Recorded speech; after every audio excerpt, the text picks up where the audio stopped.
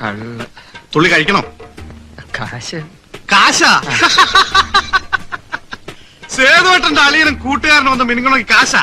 എന്നിട്ട് ഇവന്മാർ എത്താനോടെ കള്ളു വയ്ക്കും. പാലിയാ? സൈക്കിൾ. സൈക്കിളാ? വല്ല പറ്റിയോ? ഇല്ല.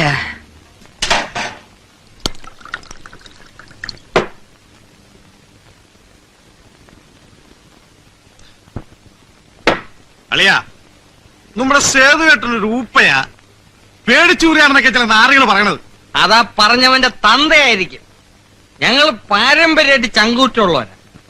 എന്റെ ഒരു മുത്തച്ഛന്റെ മുത്തച്ഛൻ കൊച്ചി രാജാവിന്റെ പടത്തലവന്മാരിൽ ഒരാളായിരുന്നു.